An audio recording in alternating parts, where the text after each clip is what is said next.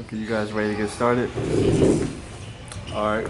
For those watching, this is TaylorMade Officials Basketball. I'm Ken Thomas. I'm here to interview a couple of people from Jamtown. We have Sam Moses and we have Reggie. So this is my first time meeting Reggie. So how are you involved with Jamtown? So my company has a team in the league. One of my coworkers used to play in the league, and his team fell apart. So he asked if we could sponsor a team for the league. Okay. So that's how I got involved. And, I work for the president and CEO of our company. Okay. So what made you step into that role? To the role of stepping in and coaching the team and when everything had folded? Well, I'm an athlete. I played football, basketball, and track. I'm 44 years old, so I have a lot of experience. There's a lot of guys on our team who've never played basketball before, organized basketball. So when I see them doing things that they shouldn't be doing, then it's got me to coaching and talking to them more, pull them to the side, hey, do this, do that. And so that's how my team now calls me coach, because I'm directing folks and try to get a little bit more organized than they were before. Okay. So the Sam, how did you get involved in Jamtown? What is your role? Because I always see you at Jamtown. You're either coaching the kids or walking around the gym. Sure. Well, I'm the general manager of Jamtown. Okay. So I run the day-to-day operations of Jamtown. I've been here from day one, part of the whole planning and the process of Jamtown. So like you said, you have many hats. I do it all. I coach, I train, I teach, have teams. We have teams, lead the staff, and just about anything surrounding the operations of Jamtown. Yeah. So what made both of you guys want to get involved in the community to reach out to kids, young adults? I'm pretty sure you supply jobs here at Jamtown. I see the youth working the concession stands. Sure. So what made you decide to start up Jamtown? Sure, I'll go. I was born in Chicago, but I've been here. My parents moved here. I think I was around 6 or 7 years old. So I did all my schooling here in the Bay Area. So I'm from the Bay Area. I played here. Played at Castlemont, graduated Castlemont. I went to Merritt College, and then I transferred and went to Cal State Hayward. And I did play basketball all the way through. So I already knew what my passion was, and I got this opportunity to get this great job in the field that I love, and I always said I would always give back, and that's pretty much what I'm doing. Yeah. Okay. So what about you? What made you want to give back to the youth? Well, for me, I've always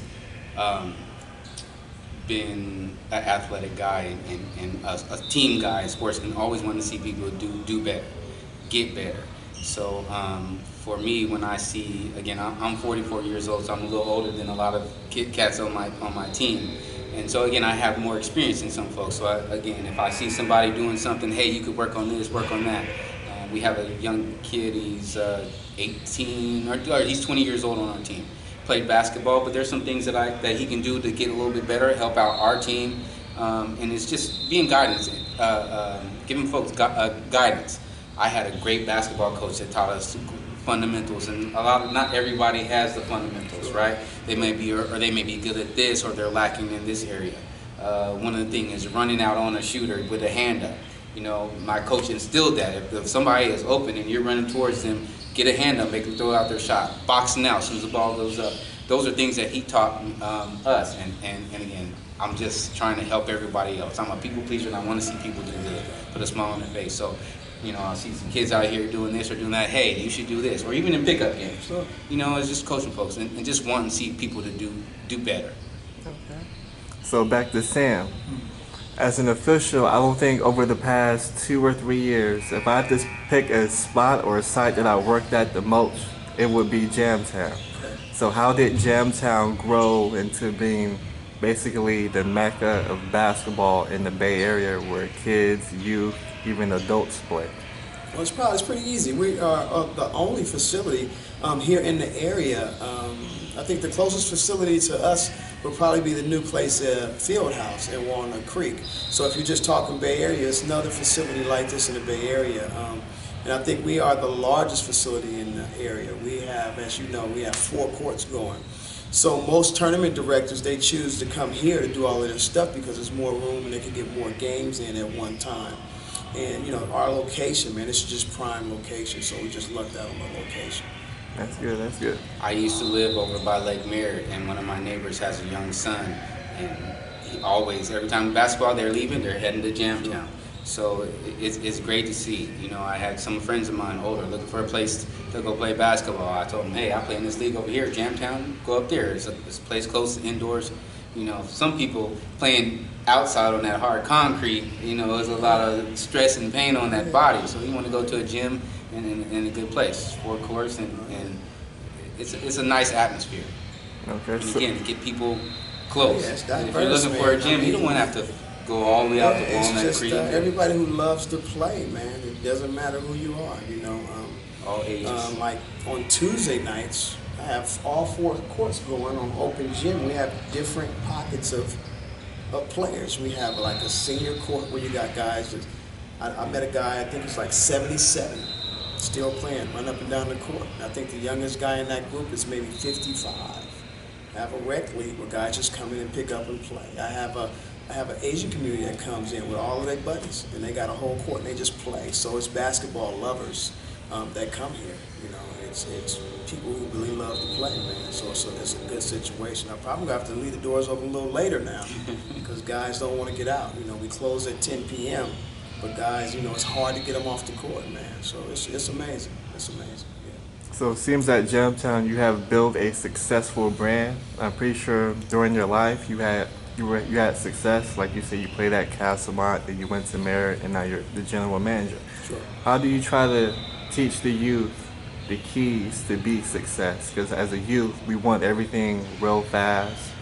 We want it now. We don't want to delay instant gratification. We want to be successful right away. So what are some of the things that you teach? Yeah, so the first thing, the key word is the process.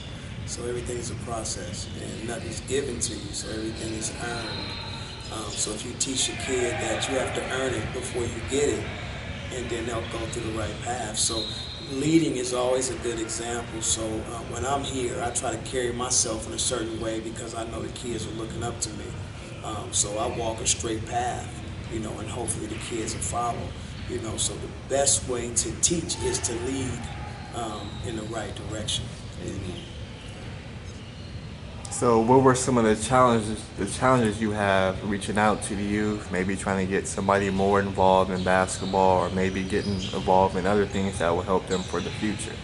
Well, basketball is pretty much, you use this as a tool to guide them through life. You know, so this is just a tool that you use to say, hey, you can do this, to do that. So as he said earlier, you know, it's a team sport.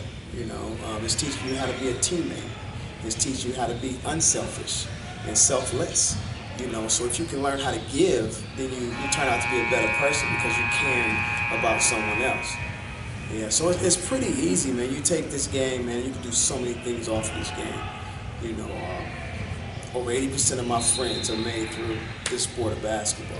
You know, so you meet amazing people along the way. You meet good people that strive. First, when you come, you got one common thing in common is this basketball game. So if you're coming in this facility, you know you're coming to play basketball. So right there, you got one thing in common, and then it leads to the next and the next and the next. So, and you can create some good relationships, you know, out of that. Maybe somebody you just met that day, you click, and now you're friends forever.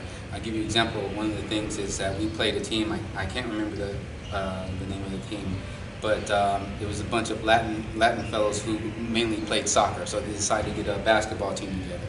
So we played them. And they had some good shooters on there, but just fundamentally, they could have done stuff a little bit better.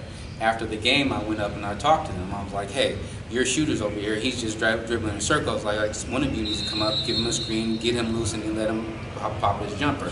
And they're looking at me like, why is this guy giving us pointers? And, you know, and we will be playing, we might be playing them again, or whatever. It's just that being unselfish, a team player, wanting to see other people do good. Now, every time that, well, they're not in this league, but every time I would see them from every Monday, they would come up, shake my hand, how you doing, this, that, and the other. And so that camaraderie that you're building there, and it feels good. And then to see them actually out there doing the stuff that I told them to do or suggested, you know, that's a good thing. Yeah. Goes both ways. So my next question is, you guys talk about relationships. I know coming here, maybe for Saturday to work a game, I do 2 games and I'm off for a break. When I'm off for the break, I go to the parking lot and I get my waffles. How do you get in contact with the different vendors that you bring to Jamtown? Yeah, once again, it's location, and then it helps that I grew up here in the area, so I know lots of people and people doing some amazing things. So from day one, Brian Be Free Catering that does our food was introduced to me by a young man named Jules Milstead, which is, it happens to be his father-in-law. And Jules did our very first tournament here at Jamtown. 4 Ballers Only is his brand. And out the gate, we knew we probably need to have something for the fans. And he said, man, my father-in-law has a catering business. And I said, man, what does he do? He said, anything. So he came out with his truck, him and his wife and his family, man. And ever since then, they've been with us every weekend, man. So the people love what he's doing. Yeah, so what do you get? Waffles, chicken. Waffles, chicken. Yeah, they got shrimp, prawns, fish, I mean, whatever you want, man. Pork chops. I mean, the people love it. They go crazy. Yeah. Okay, that's great. So my next question is, obviously when games are here playing, since I'm an official, what do you guys think about the officiating here, and then maybe some of the officiating when you play that Castlemont, or maybe if you watch a niece or a cousin play? Where do you guys feel the state of officiating is at right now?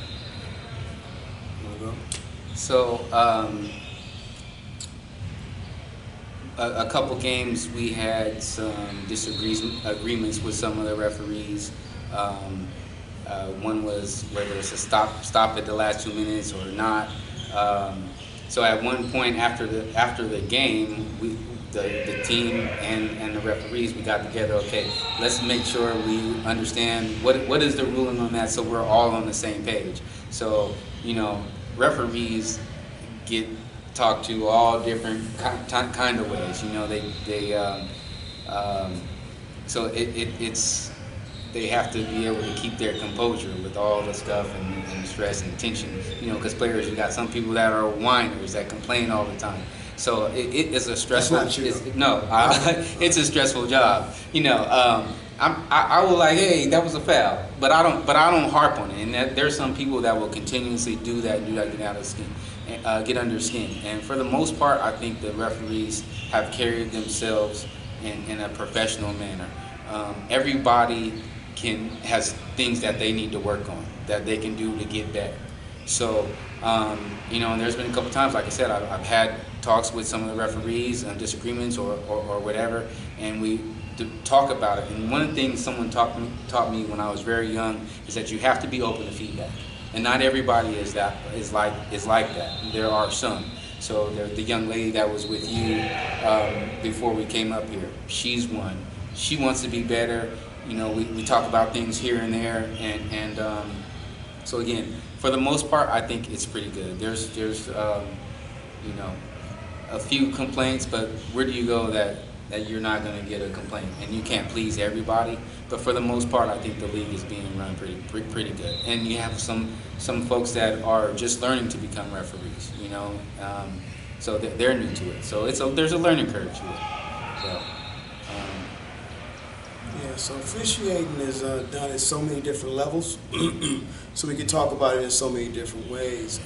But to answer your question, I think TaylorMade is doing an excellent job with bringing in new refs.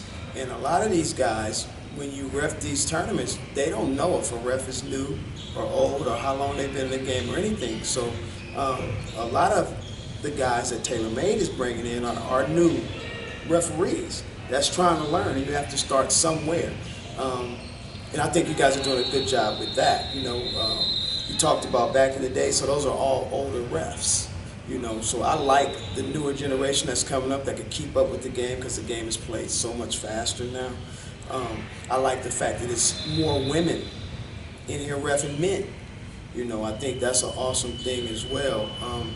Control of the game is the most important thing, and that's what I look for in a referee service.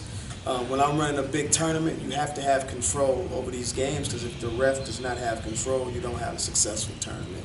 And that's when you get all the complaints. So I think TaylorMade is doing an excellent job, and I've been around a lot of referee services, and you guys are doing a stand-up job. Yeah. One of the things that one of the lady referees started doing was before the game, she would get both teams together in the middle of the court and have just a brief little discussion. Sure. And I think that was a great, I don't know whose suggestion it was or whose idea, but I think that was a great thing to do. And you talk about control.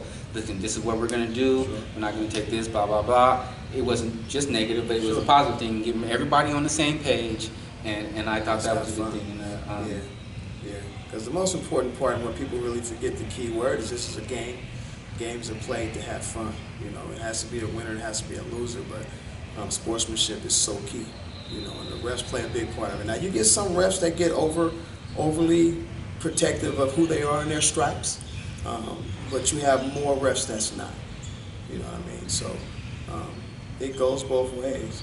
I refed, so I know all about it. I got cursed out before too, and I get it. I understand it, but you just gotta roll with it. But you guys are doing an awesome job. TaylorMade is killing it. You guys doing it. What makes that easier is when I come into the Jamtown, the gym is clean, the bathroom is clean, the scorekeepers are doing what they're supposed to. You gotta pay for parking. If you don't pay, you gotta park outside.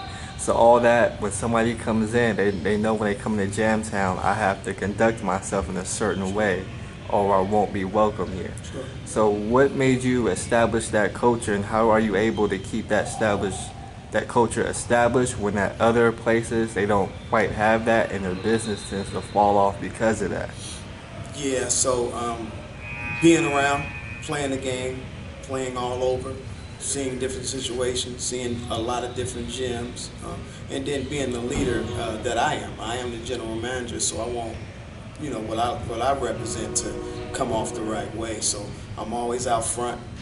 I'm always picking stuff up. And like I say, people visualize and they watch what you do. So if I pick up something, the person two steps around me, if they see something, they're going to pick something up too. I'm not too good to do anything, and people gravitate to that, So it could be some stuff and they see me walk, oh, Sam, I got that. I'm going to get that for you, because I treat people with respect and I expect the same thing back.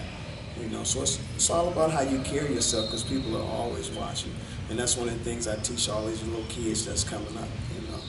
I may not see you, but that guy over there see you. So try to do the right thing at all times, and you'll win. So yeah, that's pretty much how we're successful, man. We just try to, like you said, you come in, we try to make sure everybody's doing what they're supposed to do, and that's it. It's just that simple. Do what you're supposed to do, and the rest of the day will be fine. So I don't want to take up too much of your time, so I'm going to close with this last question. For the people who come into Jamtown or haven't been, what can they look forward to in the future to improve their experience here at Jamtown? What will somebody from the outside look into to improve it? Yeah, or let's say if I come here on a weekend tournament and I want to maybe start coming here during the weekdays after school, what does Jamtown offer to what do you offer to your customers? We offer a lot. So yeah, you just pretty much here during the league and then doing tournaments. So during the week, Monday through Friday, we have youth clinics. We have on-staff trainers.